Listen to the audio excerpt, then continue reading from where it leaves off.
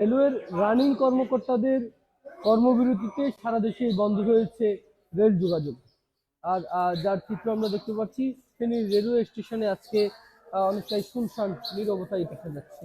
রেলওয়ের রানিং স্টাফদের কর্মবিরতিতে সারা দেশে ট্রেন চলাচল একেবারেই বন্ধ রয়েছে। গতকাল সোমবার মধ্যরাতের পর থেকেই রাজধানী শহর বিভিন্ন রুটে ট্রেন চলাচল বন্ধ হয়ে যায়। এতে আসলে অনেকটা ভোগান্তিতেও পড়তে হয় সাধারণ যাত্রী যারা রয়েছেন তাদেরকে। সকালে আমরা যেটি জানতে পেরেছি যে রাজধানীর কমলাপুর স্টেশনে ট্রেনের অপেক্ষায়ও মানে ফেনীর উদ্দেশ্যে অনেকে আসতে চেয়েছেন, এমন খবরও আসলে আমরা পেয়েছি। এবং বিভিন্ন গণমাধ্যমের খবর বরাত দিয়ে যে খবর বলা হয়েছে যে তাদের আসলে অনেকেই জানতেন না যে আজকে ট্রেন চলাচল বন্ধ।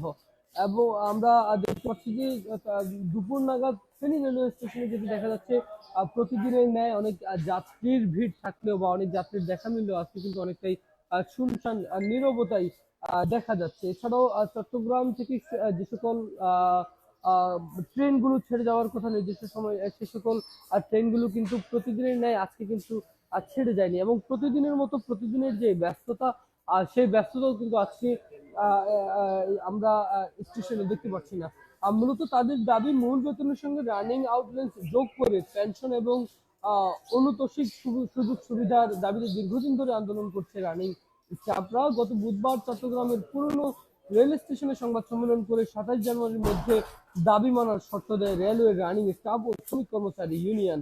অন্যথায় ২৮ জানুয়ারি থেকে রেল চলাচল বন্ধ করে দেওয়ার ঘোষণা দিয়েছিল তারা, যেটিতে আজকে আমরা দেখতে পাচ্ছি যে আজকে তারা রেল সারা দেশে রেল যোগাযোগ বিচ্ছিন্ন। এই রানিং স্টাফরা হলেন গার্ড, ট্রেন চালক এবং লোকো মাস্টার, সহকারী চালক ও টিকিট পরিদর্শক টিটি। তারা সাধারণত দীর্ঘ সময় ট্রেনে দায়িত্ব পালন করেন। দৈনিক ৮ ঘন্টার বেশি কাজ করলে বেসিক মূল বেতন হিসেবে বাড়তি অর্থ পেতেন তারা। এছাড়া অবসরের পর বেসিকের সঙ্গে এর ৭৫% অর্থ যোগ করে অবসরকালীন অর্থের হিসাব হতো। তবে ২০২১ সালের ৩ নভেম্বরে এই সুবিধা সীমিত করে অর্থ মন্ত্রণালয়। রেলপথ মন্ত্রণালয়ের উপদেষ্টা মোহাম্মদ ফজল কবির খান গতকাল গণমাধ্যমকে যেটি জানিয়েছেন, তার মন্ত্রণালয় আন্দোলনরত কর্মীদের প্রতিনিধিদের সঙ্গে আলাপ আলোচনা করছে। ট্রেন বন্ধ করে সাধারণ মানুষকে দুর্ভোগে না ফেলার আসলে তিনি তখন আহ্বান জানান।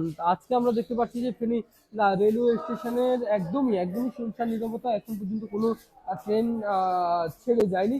এবং তাদের যে আন্দোলন কর্মবিরতি স্টাফদের, সেই কর্মবিরতি কিন্তু এখনো পর্যন্ত চলছে। এবং আগামীকাল থেকে আজকে রাত ১২টা নাগাদ কি সেটি চলবে কিনা এখনো পর্যন্ত আসলে সেই ধরনের কোনো ঘোষণা গণমাধ্যমের বরাত দিয়ে সেটি জানা যায়নি। তবে ফেনীতে আজকে আমরা রেলওয়ে স্টেশনে এসে যেটি দেখেছি, তাদের খুব একটা বেশি স্টাফ যারা রয়েছেন, অর্থাৎ যারা আন্দোলন করছেন, কর্মবিরতি করছেন, তাদেরকে কিন্তু এখানে দেখা যায়নি।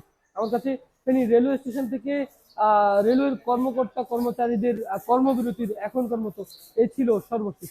আমি আকাশ, ফেনী সালাস, ফেনী।